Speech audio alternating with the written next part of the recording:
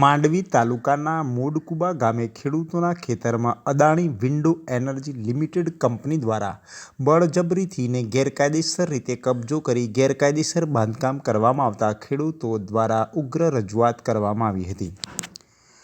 કચ્છ જિલ્લાના માંડવી તાલુકાની આ ઘટના છે કે જ્યાં ગેરકાયદેસર કામ શરૂ કરાતા ખેડૂતો દ્વારા તાત્કાલિક કામ બંધ કરવામાં આવે તેવી માંગ કરવામાં આવી છે। ખેડૂતોએ જણાવ્યું કે જમીન વડીલોપાર્જિત છે અને અગાઉ વડીલોપાર્જિત હરિસંગજી મલાજી મોડે ગુરુ ગોવિંદગર રૂગનાધર પાસે ગીરવે રાખી ખોટી અને ગેરકાયદેસરની નોંધ પડાવી, જે નોંધ નંબર 195 વાળી નોંધ સોડબુક આધારે પાડવામાં આવેલ છે। સદર ખેતીની જમીનની સોડબુક જોતા સદર ખેતીની જમીન વડીલોપાર્જિત ગીરવે હોય તેવો સોડબુકમાં કોઈ ઉલ્લેખ થયેલ નથી। સદર સોડબુકમાં માલિક દોડકદાર અને ખેડૂત એવા વડીલ હરિસિંહ માલજી મૂળ સિવાય અન્ય કોઈ વ્યક્તિનું નામ લખાયેલ નથી।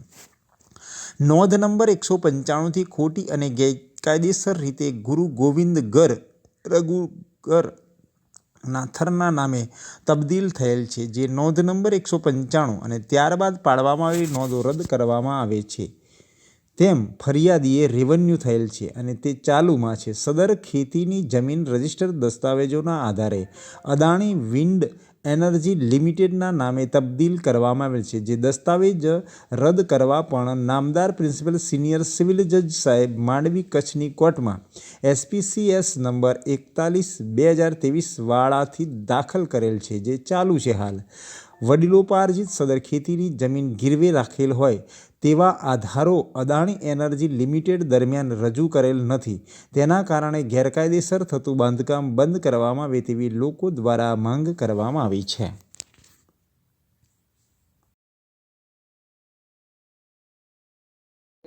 બળજબરીથી બનાવે છે કે એની એ લોકોની પાસે કોઈ પરમિશન છે? સાહેબ, હું મોડકુબા ગામનો સરપંચ છું। આ કુમારસિંહની જમીન છે, જે વર્ષોથી એ ખેતી કરે છે આમાં, અને આ પવનચક્કી વિશે મને કોઈ જાણ નથી કરી, અને આ પવનચક્કીની કોઈ NOC પણ નથી। અને આ લોકો જ્યારે કામ ચાલુ કરે છે ત્યારે કંપનીને પોલીસ પ્રોટેક્શન મળ્યો છે, એટલે આ પોલીસ અહીંયા બેઠી છે અને કામ ચાલુ છે।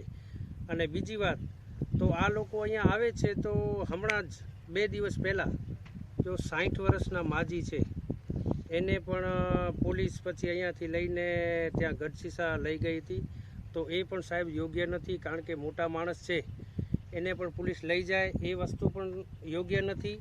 અને આ લોકોને દબાણ કરી અને આ કામ ચાલુ કરે છે। મારું નામ કુમારસિંહ જીલુભાઈ જાડેજા છે। અત્યારે હું ખેતરમાં આવ્યો છું। અત્યારે જે મારી જે જમીન છે એમાં મેં 4 વખત કલેક્ટર સાહેબ પાસે અમે રજૂઆત કરી હતી, DSP સાહેબ આગળ રજૂઆત કરી હતી, SP સાહેબ આગળ રજૂઆત કરી હતી, ગઢશીસા પોલીસ સ્ટેશન અમે બેસીને સાહેબશ્રીને સમજાવ્યું હતું કે અમારું સિવિલ ચાલુ છે સાહેબ। અમે 2-3 વખત સાહેબ હવે તો અમે તપી ગયા છીએ। આ 3 મહિના ત્યાં સતત મારું કામ મૂકીને હું દોડું છું અને કોઈ સાંભળવા તૈયાર નથી, અમારી કોઈ વેદના સાંભળવા તૈયાર નથી। હવે કલેક્ટર સાહેબશ્રીને અમે બેસી અને અમારા એડવોકેટ થ્રુ સાથે બેસીને અમે આ મેટર સમજાવેલ છે। એમણે લેટર આપણે પશ્ચિમ પોલીસને લખાવેલ હતો કે આમાં તમે એકવાર જોવો કે શું છે। એ બધું વસ્તુ છે છતાંય બીજી વાર પ્રોટેક્શન લઈને આવે છે પોલીસવાળા। અને હમણાં 2 દિવસ પહેલાં મારા મમ્મી અહીંયા આવ્યા હતા।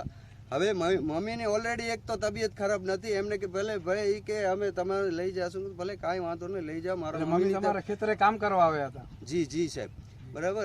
હમણાં ખેતરે આવે જે જમીન હોય તો સાહેબ આવવું તો પડે ને સાહેબ, જમીન અમારી છે તો અમે તો હવે પોલીસ કાયદા આવે અમે કાંઈ કરશું તો પોલીસ ઉપાડીને ધોકા નાખશે, બીજું શું કરશે હવે?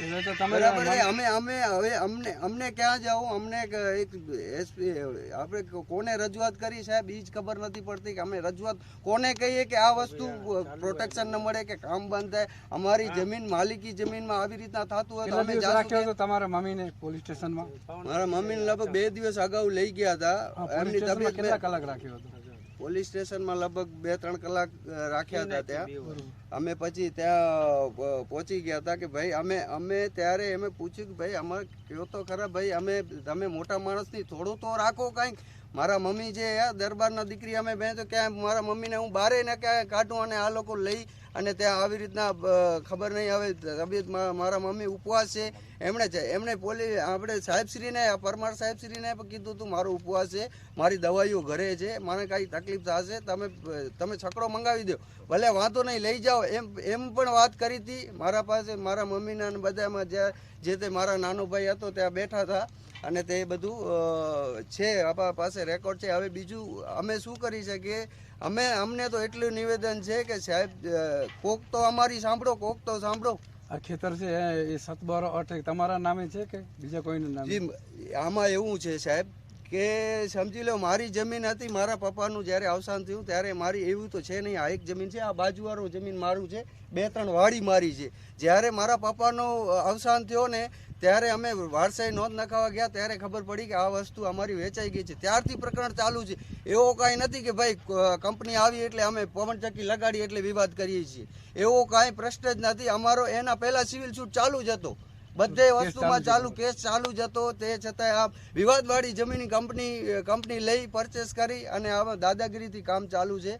હવે અમને કોઈ હવે કેને રજૂઆત કરીએ એ જ ખબર નથી પડતી કે કોઈ અમારું સાંભળશે. હમણાં 3 મહિનાથી હું મારો ધંધો મૂકી અને રોજ એક ને એક નવી પીડા હોય, રોજ એક છતાંય ભલે આપણે 5 તારીખના પ્રોટેક્શન લઈ આવ્યા હતા, કાંઈ વાંધો નહીં. 5 થી 14 તારીખ સુધી પ્રોટેક્શન પતી ગયું હતું. પછી અમને જાણ થઈ કે અમે ગમે ત્યારે પ્રોટેક્શન લઈ શકીએ, તોય બેન જવા દીધો. પણ મારા મમ્મીને લઈ ગયા એ તો દુઃખની વાત છે ને. એ તમને ન્યાય મળવો જોઈએ.